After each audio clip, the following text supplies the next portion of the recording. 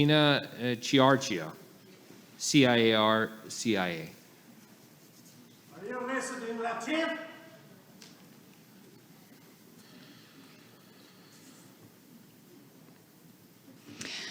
Good evening. My name is Gina Ciarcia. My address is on file, and I am the Republican candidate for the Virginia House of Delegates in District 2.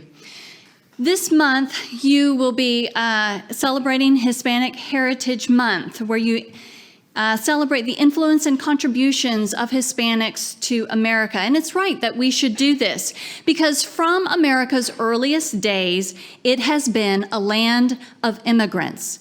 Even from its colonial days, it has been a land of immigrants.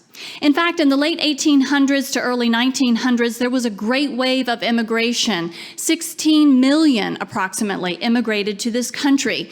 Many of them were from Eastern and Southern Europe, as opposed to the previous immigrants who had come from Northern and Western Europe. And this greatly altered the ethnic makeup of the United States. In response, schools were charged with the Americanization of these new immigrants and their children.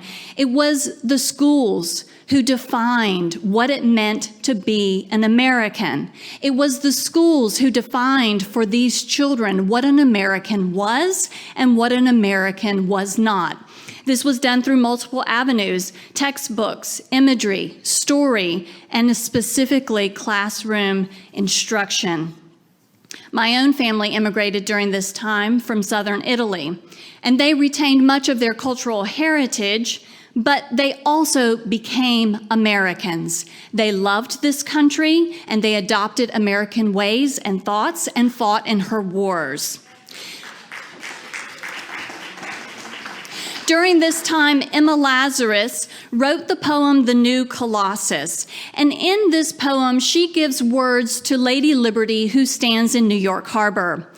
Give me your tired, your poor, your huddled masses yearning to breathe free, so we can oppress them, so we can victimize them, so we can disenfranchise them? Absolutely not. That is not what Emma Lazarus says in her poem. That is not what Lady Liberty says. She says, "Send these, the homeless, tempest-tossed to me. I lift my lamp beside the golden door." I am an educator, and one of the things that strikes me most is that my students believe what I tell them. And it is sobering, and the gravity of my place as a teacher weighs heavily on me. Getting it right, telling the truth, weighs heavily on me. It is your responsibility as educators to inculcate a love of country and American ideals. This is a national security issue, and I want you to take this charge seriously.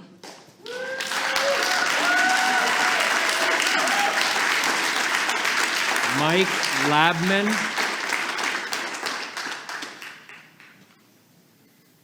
Then after Mike will be David Sunkel and then Jeffrey Fuller. So if you want to move to the front here, you can start moving to the front.